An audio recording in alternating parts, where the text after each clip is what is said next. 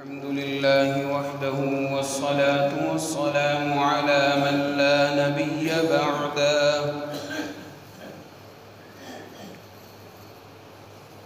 اللهم صل على سيدنا ومولانا محمد وبارك وسلم ثم صل عليه.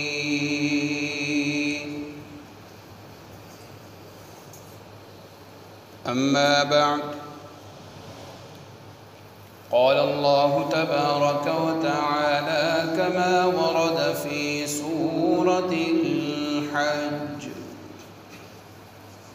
أعوذ بالله من الشيطان الرجيم. بسم الله الرحمن الرحيم.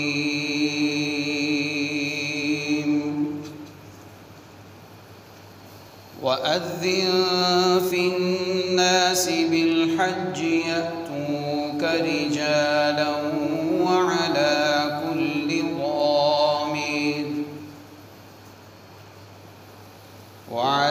كل ضامر يأتين من كل فج عميق. صدقت يا رب العالمين. وقال النبي صلى الله عليه وسلم: تابعوا بين الحج والعمرة فإنهما ينفيان الفقر والذنوب كما ينفي الكير خبث الحديد والذهب والفضة.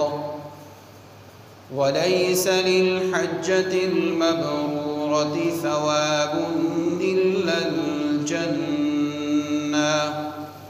رواه الترمذي، أو كما قال النبي صلى الله عليه وسلم: سبحان ربك رب العزة عما يصفون وسلام على المرسلين والحمد لله رب العالمين. تمام حضرات درود شریف پڑھ لیں.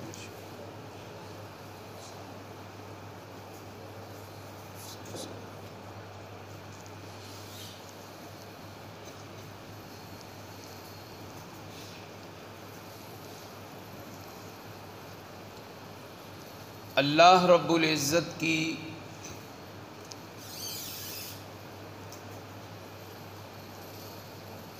رحمت ہر انسان پہ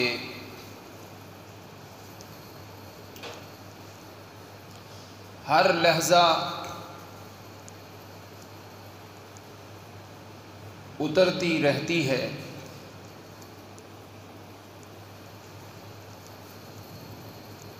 مگر کچھ خوش نصیب انسان ایسے ہوتے ہیں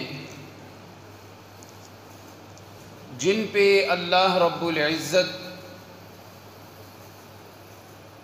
اپنی نزول رحمت ایسے انداز میں کرتے ہیں کہ وہ رحمت حاصل ہو جانے کے بعد وہ انسان رب کی نگاہ میں، رب کی نظر میں سارے بندوں سے ممتاز اور نمایاں نظر آنے لگتا ہے.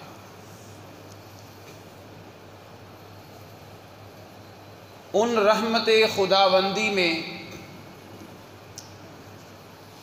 ایک وہ رحمت ہے جس رحمت کے یہ عشرے، یہ مہینے، یہ ایام شروع ہو چکے ہیں، جسے حج بیت اللہ کہا جاتا ہے. حج بیت اللہ جب کسی انسان کو نصیب ہو جائے، رب کی نظر میں وہ انسان حج کے بعد مقبول تو ہو ہی جاتا ہے، حج سے پہلے ہی اللہ کی نظر میں وہ انسان قبولیت کی منازل پہ پہنچ جاتا ہے. حج بیت اللہ وہ آخرت کی ایک فکر ہے اگر ہمیں اس فکر آخرت کے فضائل، مناقب احادیث میں پڑھنا شروع کر دیں، سچی بات ہے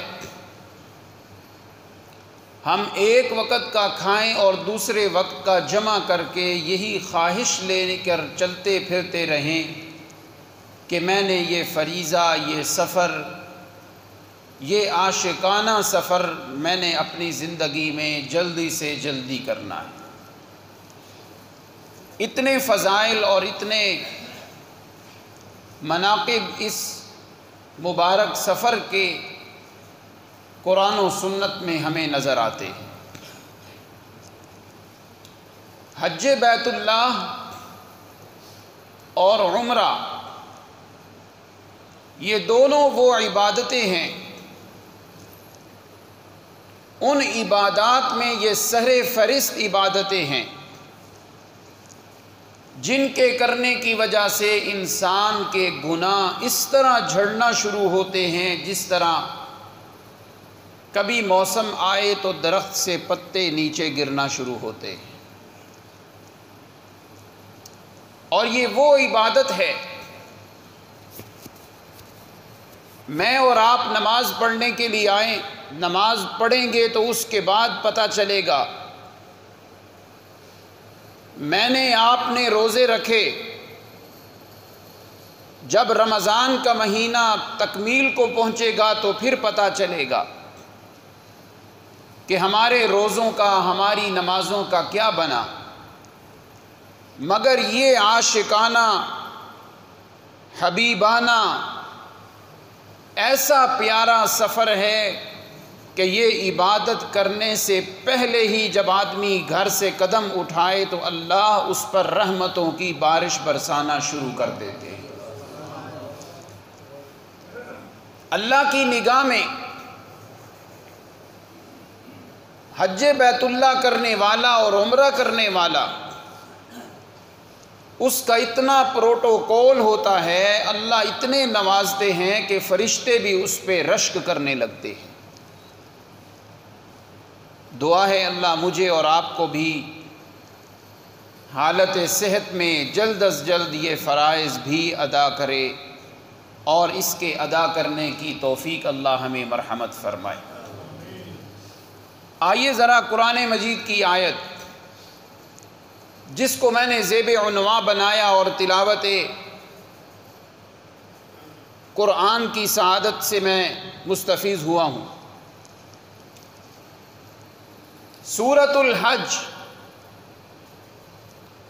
17واں پارہ، اس کی یہ آیت مبارکہ ہے۔ سورۃ الحج سے پیچھے سورۃ الانبیاء ہے۔ میرے بھائی طلحہ اور میرے نوجوان میرے بھائی جاوید صاحب، آپ یہ بات سن کے محظوظ ہوں گے، یہ کیا وجہ ہے پیچھے نبیوں والی صورت، آگے حج بیت اللہ کے نام سے موسوم صورت۔ قرآن مجید کی ہر صورت کا اگلی صورت کا پچھلی صورت سے ایک جوڑ ہوتا ہے۔ اس کو مدارس میں پڑھنے والے طلبہ یوں پڑھتے ہیں، ربط الصورتی، صورت کا پچھلی صورت کے ساتھ ربط کیا ہے، جوڑ کیا ہے، مناسبت کیا ہے۔ کیا وجہ ہے کہ اللہ نے سورہ انبیاء کو پہلے رکھا، سورہ حج کو بعد میں رکھا؟ اس مناسبت کی وجہ کیا ہے؟ یقیناً آپ میرا یہ سوال سمجھ گئے ہوں گے۔ انشاءاللہ تقریر اسی بات پہ ختم کریں گے کہ اللہ نے حج بیت اللہ کا ذکر کیا اور اس سے پہلے وہ صورت ذکر کی جس کو نبیوں والی صورت کہا جاتا ہے، اس کا آپس میں کیا ربط اور کیا جوڑ ہے، یہ انشاءاللہ تقریر کے آخر میں کریں گے، اور آپ کی توجہ ہوگی تو آپ انشاءاللہ محظوظ ہوں گے یہ بات سن کر۔ آئیے ذرا سورۃ الحج، اللہ حضرت ابراہیم کو حکم دے رہے ہیں، وَأَذِّن فِي النَّاسِ بِالْحَجِّ يَأْتُوكَ رِجَالًا وَعَلَى كُلِّ ضَامِرٍ يَأْتِينَ مِنْ كُلِّ فَجٍّ عَمِيقٍ۔ اے میرے لاڈلے، میرے پیارے بندے ابراہیم، بیت اللہ آپ نے تعمیر کر دیا، بنیادیں اونچی ہو گئیں، چھت ڈال دیا گیا ہے۔ اب اتنا پیارا بیت اللہ آپ نے اس کے بارے میں اتنی کوشش کر کے آپ نے اس کے بارے میں اتنی مشقتیں اٹھائیں، اولاد کو یہاں جنگل بیابان میں آپ نے چھوڑا۔ اب آئیے ذرا اعلان کیجئے لوگوں کے درمیان، اے لوگوں میں نے اللہ کا گھر بنایا ہے، آؤ اس کا طواف کرو، اس کا حج کرو۔ روایات میں آتا ہے حضرت ابراہیم نے جب یہ آواز لگائی تھی تو اس قدر اونچی آواز اللہ نے پہنچائی۔ حضرت ابراہیم نے سوال بھی کیا وما یبلغ صوتی، میری آواز کہاں کہاں پہنچے گی، میری آواز کو کون پہنچائے گا؟ آپ نے فرمایا، اللہ نے فرمایا اعلان تو کریے گا، ہم صرف زندوں کے لیے نہیں بلکہ آپ کی آواز کو عالم ارواح میں جو بھی دنیا میں نہیں آئے ان کے کانوں میں بھی آپ کی آواز کو پہنچا دیں گے۔ حضرت ابراہیم نے اعلان کیا اور لوگوں آؤ حج کرو۔ روایات کے اندر آتا ہے وہ آواز عالم ارواح میں جتنی روحیں موجود تھیں ان کے کانوں میں بھی وہ آواز اللہ کی قدرت سے پہنچی، اور جس نے بیت اللہ کا طواف کرنا تھا، حج کرنا تھا، عمرہ کرنا تھا، سب کی روحوں نے بآواز بلند جواب دیا لبیک اللہم لبیک، سبحان اللہ۔ وَأَذِّن فِي النَّاسِ بِالْحَجِّ، لوگوں آؤ حج کرو۔ یاتوک رجالا، لوگ پیدل حج کرنے آئیں گے۔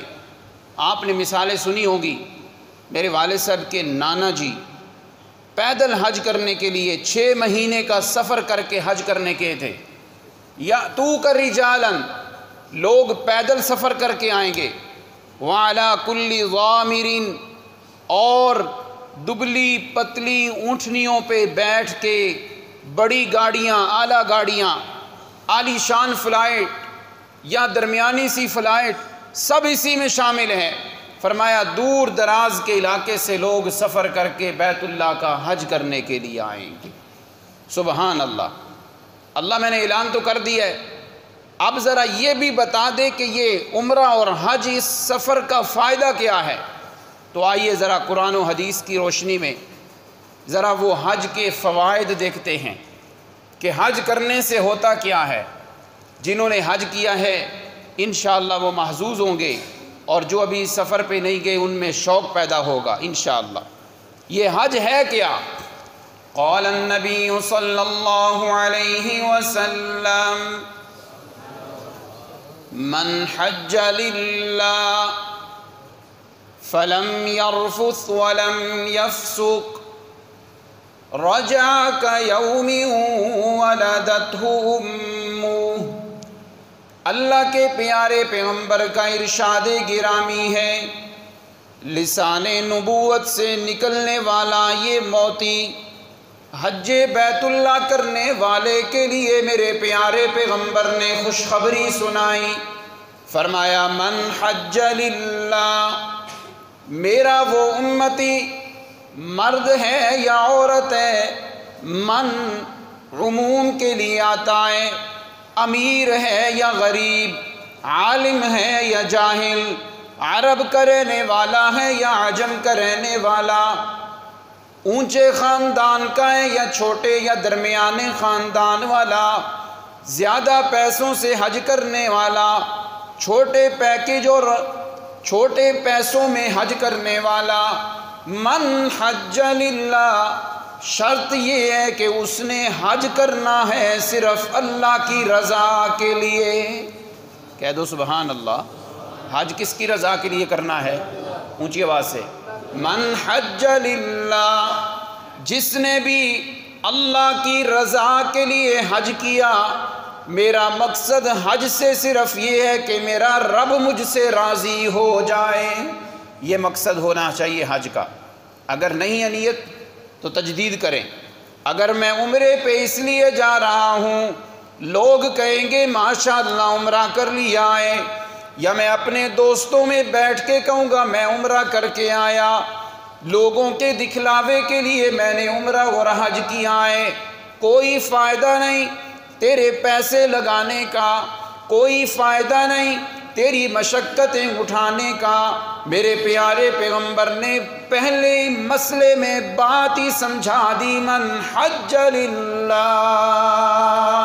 میں نے احرام باندھنا ہے، میں نے سفر کی مشقتیں اٹھانی ہے، میں نے بیت اللہ کا طواف کرنا ہے، میں نے صفا مروہ کی سعی کرنی ہے، میں نے مینا، عرفات، مزدلفہ میں جانا ہے۔ ساری کی ساری باتوں میں میرا مقصد یہ ہو کہ مجھ سے کون راضی ہو جائے۔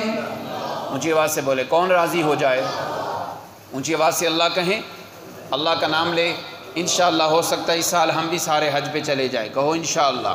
من حج للہ، ایک حدیث سنا دوں، کنز العمال حدیث کی بڑی معروف کتاب ہے۔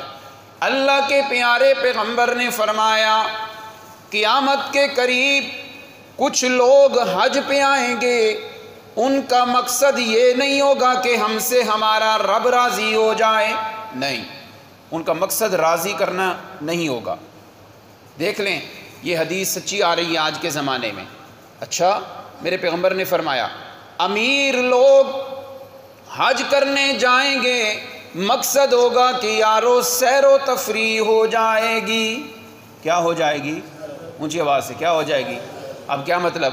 میرے پاس پیسے ہیں، میرے بھائی طلحہ کے پاس، حمزہ کے پاس پیسے ہیں، کہتے ہیں یارو دبئی بھی تو جانا ہے نا سیر کرنے، یورپ کے ممالک میں بھی تو جانا ہے، چلو حج پہ جاتے ہیں، حج بھی ہو جائے گا، سیر و تفریح بھی ہو جائے گی۔ میرا بھائی تو جا تو عبادت کے لیے رہا ہے، مگر یہ تیری نیت نے تیرے سارے ثواب کو ضائع کر دیا۔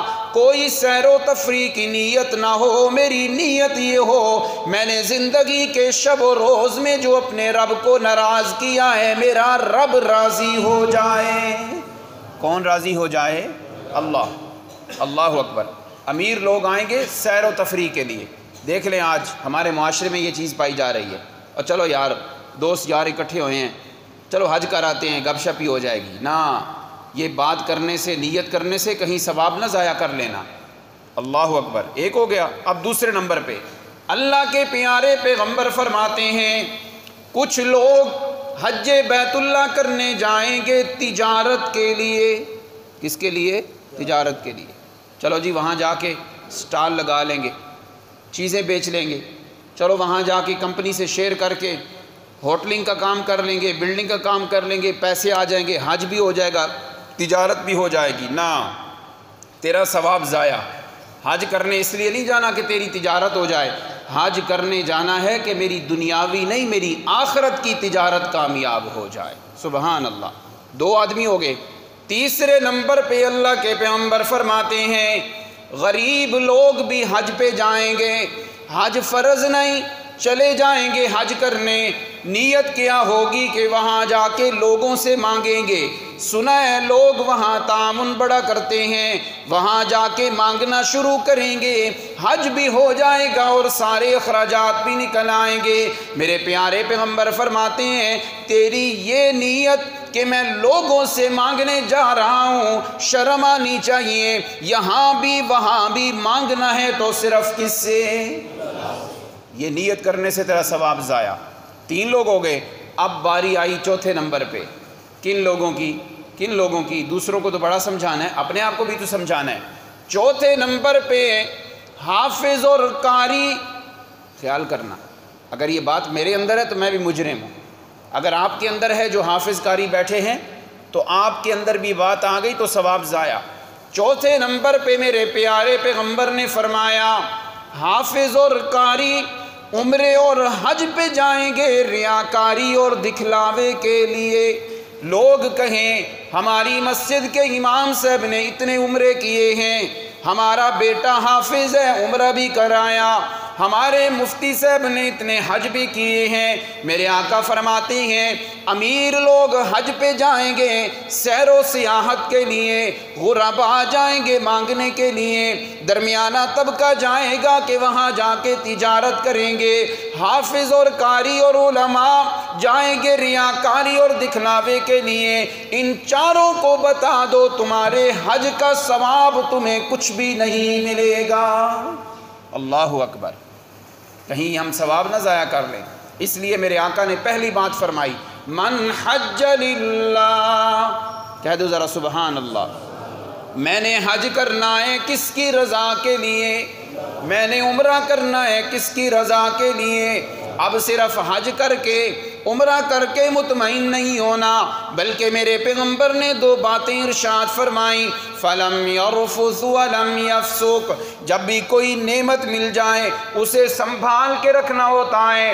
نماز کا بھی اپنا ادب ہے، روزے کا بھی اپنا ادب ہے۔ نماز میں جس طرح بولنے پہ پابندی، نماز میں جس طرح کھانے پہ پابندی، نماز میں جس طرح سونے پہ پابندی ہے، جس طرح روزے میں کھا نہیں سکتا پی نہیں سکتا، اسی طرح حج کی بھی دو پابندیاں ہیں۔ زبان سے کوئی بری بات نہیں نکالنی، حتیٰ کہ خاوند اور بیوی کی محبت کا جو اللہ نے معیار بنایا ہے سوچنا بھی نہیں، بات بھی نہیں کرنی۔ وَلَمْ يَفْسُقْ، کوئی گناہ والا کام بھی نہیں کرنا۔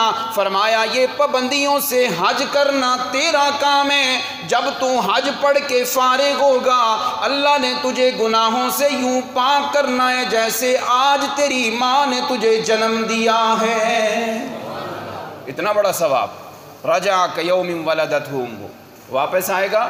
کئی لوگ کہیں گے مخالفتیں کریں گے باتیں کریں گے، مگر رب کی نگاہ میں تو گناہوں سے اس طرح پاک ہو گیا جس طرح پہلے دن دنیا میں آیا تو اللہ نے تجھے گناہوں سے پاک کیا تھا۔ کہہ دو سبحان اللہ، کتنا بڑا ثواب ہے۔ رجع کیوم ولدتہ امہ، یہ بڑا عاشقانہ سفر ہے۔ آئیے ذرا ایک دو حدیثیں سنا دوں اور۔ قال النبی صلی اللہ علیہ وسلم ان الحج یہدم ما کان قبلہ، یہدم ما کان قبلہ، مانا کروں گا لطف آ جائے گا۔ حج وہ عبادت ہے جب تو نے حج پڑھ لیا، حج بیت اللہ ادا کر لیا، یہدم ما کان قبلہ، تیری زندگی کے سابقہ جتنے بھی حقوق اللہ والے گناہ تھے اللہ نے ان پہ معافی کی قلم چلا دینی ہے۔ اللہ اللہ، معافی کی کیا کر دینی ہے؟ قلم۔ لیکن ایک گناہ معاف نہیں ہوگا۔ میرے بزرگ طارق صاحب تشریف لائے ہیں، حج پہ جا رہے ہیں، بلال پور سے غلام مصطفیٰ صاحب بلال پور سے تشریف لائے ہیں، شاید وہ بھی تشریف لے آئے ہوں، میں جانتا نہیں ہوں۔ حج پہ جا رہے ہیں، خیال کرنا آپ میں سے کوئی حج پہ گیا ہے یا جا رہا ہے، حقوق اللہ تو اللہ نے معاف کر دینے ہیں، مگر حقوق العباد یہ حج سے بھی معاف نہیں ہوں گے۔ جی ہاں، اگر اپنی بہن کا حصہ نہیں دیا، بیٹی کو وراثت میں حصہ نہیں دیا، کسی رشتہ دار کسی وارث کا حصہ دبا لیا ہے، ایک نہیں 10 حج بھی کر لے، جب تک تیرے بھائی نے معاف نہیں کرنا تو رب نے بھی معاف نہیں کرنا۔ اللہ اللہ، یہ فکر ذہن میں ہونی چاہیے۔ یہدم ما کان قبلہ، حقوق اللہ میں تو معافی ہو جائے گی، حقوق العباد میں معافی نہیں۔ اور حقوق اللہ کے اندر بھی ایک مسئلہ ذہن میں رکھیے گا، جو پچھلی نمازیں رہتی ہیں نا وہ حج سے بھی معاف نہیں ہونی۔ جو میری اور آپ کی نمازیں رہ جاتی ہیں وہ حج سے بھی معاف نہیں ہوں گی۔ جی ہاں، وہ ادا کرنی ہیں، وہ قضا کرنی ہیں۔ حج کے بڑے فضائل ہیں مگر یہ چیزیں بھی ذہن میں ہونی چاہیے۔ اللہ اللہ، آئیے ذرا حج کی ایک اور فضیلت، حاجی اللہ کی نظر میں کتنا پیارا انسان ہے۔ قال النبی صلی اللہ علیہ وسلم اللہم اغفر للحاج ولمن استغفر له الحاج۔ اللہ اکبر، حاجی کے لیے نبی پاک نے خود بخشش کی دعا فرمائی ہے۔ کہہ دو سبحان اللہ، بٹ صاحب آپ بھی کہہ دیں ذرا سبحان اللہ اونچی آواز سے۔ اللہم اغفر للحاج، اے میرے پروردگار، اے میرے اللہ، اغفر للحاج، یہ تیرا بندہ جو حاجی گھر سے چلنے لگا ہے، جی ہاں مکہ میں پہنچا ہے، جی ہاں مکہ کے پہاڑوں میں سفر کر کے اس نے تجھے راضی کیا ہے، کبھی مینا، کبھی عرفات، کبھی مزدلفہ میں، کبھی اپنا سر حلق کروا رہا ہے، کبھی تجھے راضی کرنے کے لیے جانور کے گلے پہ چھری چلا رہا ہے، کبھی تجھے راضی کرنے کے لیے صفا مروہ کے درمیان دوڑ رہا ہے۔ اے میرے اللہ اغفر للحاج، یہ جو حج کرنے والا مرد ہے یا عورت ہے، ان کے گناہوں کو معاف فرما دے۔ یہ حاجی کے لیے دعا ہو رہی ہے۔ اور اگلی بات تو اس سے بھی بڑی پیاری ہے، ایک بڑا پیارا پیکج، وَلِمَنِ اسْتَغْفَرَ لَهُ الْحَاجِ، اللہ حاجی کو معاف کرنا ہے۔ حاجی جس کے لیے بھی ہاتھ اٹھا کے بخشش کی دعا مانگے اسے بھی معاف کر دینا، حاجی کو بھی معاف، اور وہ جس کے لیے دعا کرے اس کو بھی کیا کر دے، معاف کر دے۔ اتنا بڑا اعزاز، اتنا بڑا اعزاز۔ آئیے ایک اور حدیث سنا کے پھر ایک اور بات، حج میں ہمیں سبق کیا ملتا ہے یہ بات عرض کرنا چاہتا ہوں۔ اللہ کے پیارے پیغمبر صلی اللہ علیہ وسلم نے فرمایا، الحجاج والعمار وفد اللہ، حاجی جب گھر سے نکلتا ہے، عمرہ کرنے والا جب گھر سے سفر شروع کرتا ہے، میرے اور آپ کے کانوں میں آواز آئے یا نہ آئے، اگر آ جائے ہمیں اتنا یقین نہ آتا جتنا نبی پاک کی زبان مبارک پہ ہمیں یقین ہے۔ اللہ کے پیغمبر فرماتے ہیں حج کرنے والے، عمرہ کرنے والے جب گھر سے قدم اٹھائیں تو آواز آتی ہے وفد اللہ، لوگوں یاد رکھنا یہ اللہ کی جماعت آ رہی ہے۔ کس کی جماعت ہے یہ؟ اللہ کی۔ اچھا، اللہ جب تیری جماعت ہے تو پھر تیرے نزدیک ان کا عمل کیا ہے، تیرے نزدیک ان کی حیثیت کیا ہے؟ اللہ فرماتے ہیں ان دعوہ اجابہم، ان دعوہ اجابہم، انہوں نے اس سفر میں اپنے رب سے جو جو مانگنا ہے میں اللہ ان کی جھولیوں میں ڈال دوں گا۔ یہ پروٹوکول ہے۔ اور اچھا اگلی بات، وَإِنِ اسْتَغْفَرُوهُ غَفَرَ لَهُمْ، انہوں نے اپنی زندگی میں جتنے بھی گناہ کیے ہیں ان گناہوں کی بخشش مانگیں گے میں اللہ گناہوں کو بھی معاف کر دوں گا۔ اللہ اللہ، اتنا بڑا اعزاز، اتنا بڑا اعزاز حاجی کو مل رہا ہے۔ ایک اور حدیث پاک سنا دوں، شاید یہ ایک بار پہلے بھی سنائی ہے۔ اللہ کے پیارے پیغمبر نے فرمایا الحاج یشفع فی 400 من اہل بیت، کہہ دو سبحان اللہ۔ آج ذرا سست بیٹھے، اونچے آواز سے کہیں ذرا سبحان اللہ۔ کتنا پیارا موسم، اللہ کے ہوائی پنکھے چل گئے ہیں، کہہ دے ذرا خوشی سے سبحان اللہ۔ اللہ کے پیارے پیغمبر کا ارشاد گرامی ہے قیامت کے دن جب حافظ قرآن رب کے دربار میں آئے گا، کتنے لوگوں کی بخشش مانگے گا؟ اونچی آواز سے 10، اونچی آواز سے کتنے؟ اور جب شہید آئے گا تو کتنے لوگوں کی بخشش کی سفارش کرے گا؟ 70۔ اللہ اللہ، اب ذرا دیکھنا حاجی آنے لگا ہے اللہ کے دربار میں، حافظ قرآن آیا، 10 لوگوں کی سفارش کا پروانہ مل گیا، شہید آیا، 70 لوگوں کی بخشش کے لیے اللہ اسے اجازت دیں گے، سفارش کرے گا۔ جب باری آئے گی حج بیت اللہ کرنے والے کی، اللہ کے پیغمبر فرماتے ہیں حج بیت اللہ کرنے والا قیامت کے دن اپنے خاندان کے 400 لوگوں کی سفارش کر کے جنت میں لے کے جائے گا۔ کتنے لوگوں کی سفارش؟ 400۔ اللہ مجھے بھی اور آپ کو بھی یہ مبارک سفر نصیب فرما دے، سبحان اللہ۔ ٹھیک ہے، اب اگلی بات میں آپ کے سامنے سنانے سے پہلے ذرا ہاتھ باندھ کے اپنے نوجوانوں سے کہوں گا، سچی سچی بات کریں، ہاتھ کھڑا کریں جن کے دل میں حج کا شوق اجاگر ہوا ہے۔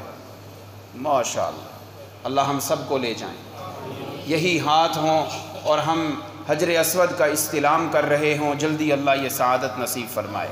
لیکن ایک بات میں کروں نوجوانوں، یہ والا حج تو سارے تیار ہیں نا میرے سمیت، لیکن وہ حج بھی کیا ہے کبھی کہ اپنے ماں باپ کے چہرے کو ثواب کی نیت سے دیکھنا، اللہ حج اور عمرے کا ثواب عطا فرماتے ہیں۔ یہ والا سفر تو سارے تیار ہیں، اللہ نصیب کرے، لیکن کبھی یہ بھی دیکھا ہے کہ تیرا باپ بیمار ہے، تو نے خدمت کتنی کی ہے، اپنے باپ کی بات کتنی مانی ہے، باپ کا دل تو نہیں دکھا رہا، ماں کی خدمت کتنی کی ہے۔ دوستوں کے ساتھ تو گپ شپ میں راتیں بسر ہو جاتی ہیں، کبھی ہم جاتے ہیں گھومنے کے لیے، کبھی جا رہے ہیں کھانے کے لیے، کبھی آج فلاں ہوٹل کا پروگرام ہے، لیکن ماں کہہ کے ترس گئی ہے، بیٹا میری شوگر کی دوائی لے آؤ، میری فلاں دوائی لے آؤ، وہ خیال کوئی نہیں، تیرے پیسے تیرے دوست تو بڑے مزے کر رہے ہیں، تیری ماں کی خدمت کتنی ہو رہی ہے۔ وہ حج کرنا ہے، اللہ عطا کریں، ایک تیرے گھر میں حج اور عمرہ موجود ہے، ماں باپ کے چہرے کے دیدار کرنے سے اللہ حج اور عمرے کا ثواب عطا فرماتے ہیں۔ ارادہ کریں انشاءاللہ وہ حج سے پہلے یہ والا حج کریں گے، اس حج میں بھی رب راضی ہوتا ہے، اس حج میں بھی رب راضی ہوتا ہے۔ اللہ اکبر، بڑے افسوس کی بات ہے، ماں کا چہرہ سامنے ہے، باپ کا چہرہ سامنے ہے، تیری نگاہیں ادھر جانے کی بجائے موبائل پہ لگی ہوئی ہیں، گھنٹوں تو فیس بک چلا رہا ہے، جی ہاں یوٹیوب دیکھ رہا ہے۔ ماں کے چہرے کو جی بھر بھر کے دیکھ، کل یہ چہرہ جب چھپ گیا نا تو تیری خالہ کے چہرے میں بھی تجھے وہ مزہ نہیں آنا جو ماں کے چہرے میں تجھے مزہ آیا کرتا تھا۔ باپ کے چہرے کو جی بھر کے دیکھ لے، کل جب یہ سورج ڈوب گیا تو پھر تجھے ہر طرف ایسا اندھیرا نظر آئے گا، ایسا اندھیرا نظر آئے گا کہ تجھے روشنی کی کوئی کرن نظر نہیں آئے گی۔ اللہ ہمیں اپنے ماں باپ کی قدر کی توفیق عطا فرمائے، کہہ دو آمین۔ اللہ اکبر۔ آئیے ذرا یہ حج والے سفر پہ نظر ڈالیں، یہ حج کا سفر ہمیں سکھاتا کیا ہے۔ میرے نوجوان بھائی، انشاءاللہ یہ بات سن کے آپ کا دل ایک بار دہل جائے گا، یہ حج کا سفر مجھے اور آپ کو قبر کی تیاری اور قبر کا منظر ہمیں دکھا رہا ہے۔ کیسے؟ جب حج کرنے والے گھر سے چلیں گے، ہمارے بزرگ طارق صاحب چلیں گے اور حاجی دنیا سے کر چکے ہیں اور جا رہے ہیں، جائیں گے، جب آپ گھر سے نکلتے ہیں تو آپ کے رشتہ دار بھی گھر سے نکل کے کچھ گاڑی تک آتے ہیں، کچھ ایئرپورٹ تک آئیں گے۔ یہ سوچ وہ تیری گاڑی جنازے کی چارپائی ہے، وہ تیرے رشتہ دار جو باہر آ رہے ہیں نا تجھے چھوڑنے کے لیے اور کچھ ایئرپورٹ کے لیے، وہ یوں سمجھ کے تیرا جنازہ اٹھا کے قبرستان تک لے کے جا رہے ہیں۔ ذرا سوچیں تو صحیح، یہ موت کی قبر کی تیاری ہے۔ پھر جب ایئرپورٹ کے اندر ہم داخل ہوتے ہیں، امیگریشن کے مراحل، ہمارا سامان چیک ہو رہا ہے، کہیں پاسپورٹ چیک ہو رہا ہے، کہیں پہ اسٹیمپ لگنی ہے ویزے کی، پھر ہمیں بورڈنگ کارڈ ملتا ہے۔ خیال کر، یہ تجھے سبق مل رہا ہے، مرنے کے بعد تیرا عقیدہ بھی چیک ہوگا، تیرے اعمال بھی چیک ہوں گے، پھر جنت کی یا دوزخ کی اسٹیمپ لگے گی اور تو کامیاب یا ناکام ہوگا۔ یہ سارا منظر موت کی تیاری کا ہے۔ پھر آگے چلیں، کچھ لوگ آپ کے لاؤنج میں بیٹھ جائیں گے، پھر جب جہاز میں داخل ہونے کی باری آئے گی، اب تیرا بیگ ساتھ نہیں جا رہا، تیرے پاس تیرا پاسپورٹ اور تیری ٹکٹ ہے۔ یہ جہاز کو جہاز نہ سمجھ، اسے اپنی قبر سمجھ۔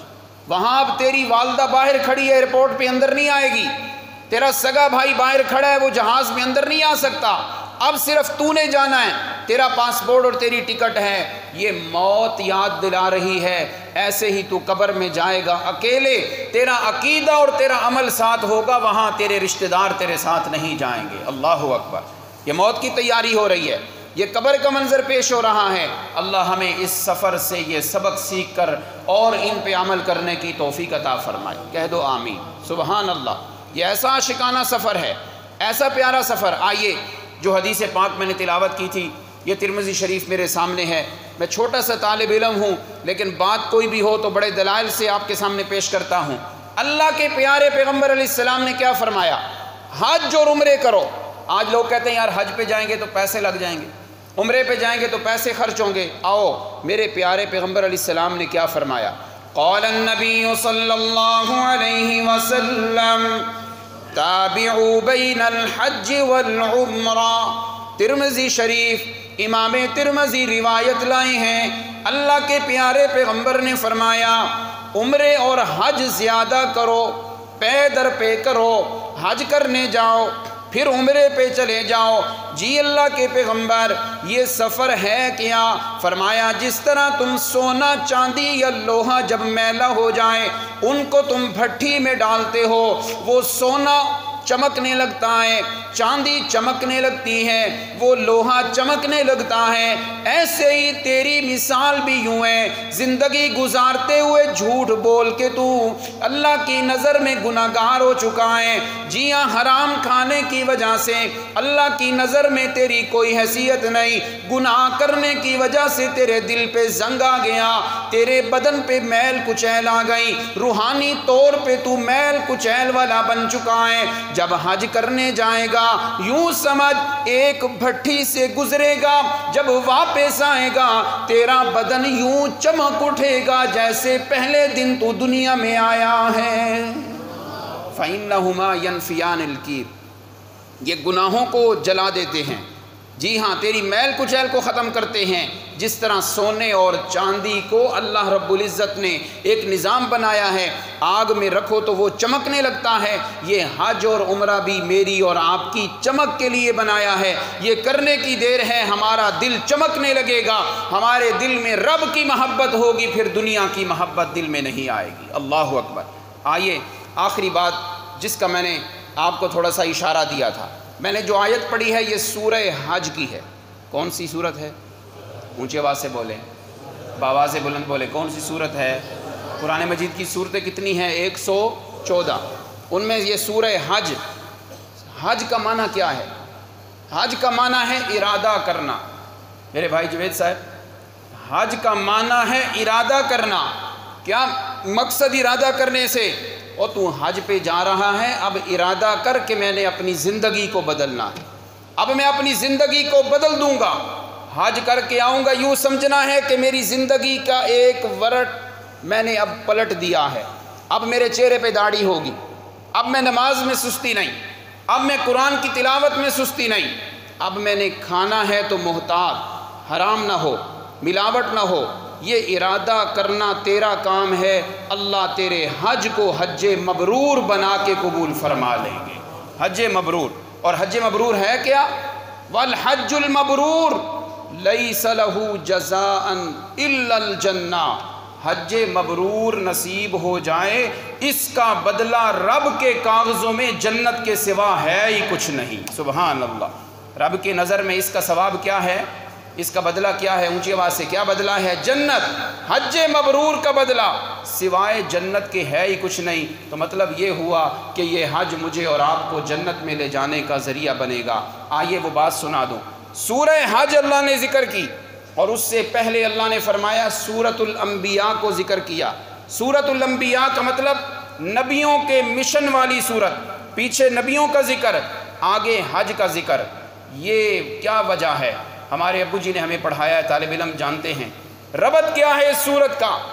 اگر تیرے دل میں کبھی خواہش پیدا ہو، یار ابراہیم علیہ السلام کی زیارت کی ہوتی، تیرے دل میں خواہش پیدا ہو حضرت اسماعیل کی زیارت کی ہوتی، جن کی سنت کو زندہ کرتے ہوئے ہم نے قربانی کرنی ہے، تیرے دل میں کبھی خواہش پیدا ہو کہ عیسیٰ علیہ السلام کی زیارت کی ہوتی، وہ کیسے ہیں، کیسے تھے؟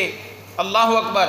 آخری بات، اگر تیرے دل میں خواہش پیدا ہو کہ نبی علیہ السلام کی زیارت کی ہوتی، سبحان اللہ، اب وہ زیارت تو ہو نہیں سکتی، اللہ نے انبیاء کا ذکر کر کے حج کا ذکر کیا۔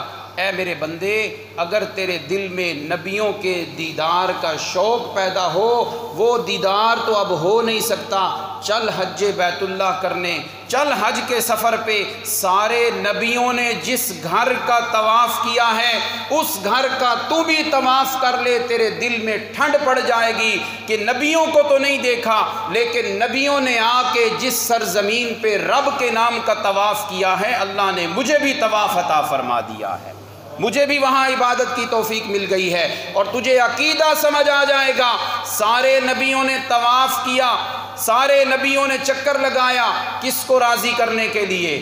اونچی آواز سے، کس کو راضی کرنے کے لیے؟ تو پتہ چلے گا سارے نبی بھی عبادت کس کی کرنے والے تھے؟ سارے نبیوں کا مشن کیا تھا؟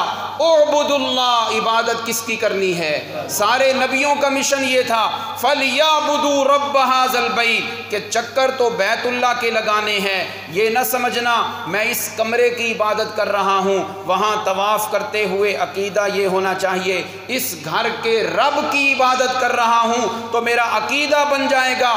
قولی عبادت ہو، بدنی ہو، مالی ہو، عبادت کے لائق صرف کون ہے؟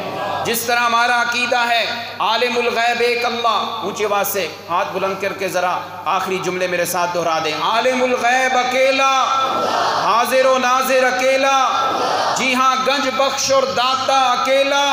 تو پھر مجھے یہ حج کا سفر سبق سکھا رہا ہے، میری جبین جب بھی جھکے، میرے قدم جب بھی عبادت کے لیے چلیں، کسی نبی کی قبر، ولی کی قبر پہ نہیں، عبادت کرنی ہے تو صرف کس کی کرنی ہے؟ یہی مشن اشاعت التوحید کا ہے، اور یہی دعوت رب کے قرآن کی ہے، اور اسی مشن کی پاسبان جماعت وہ نوجوانان توحید و سنت ہے۔ اللہ رب العزت مجھے اور آپ کو اس پہ عمل کی توفیق عطا فرمائے۔ وما علینا الا البلاغ۔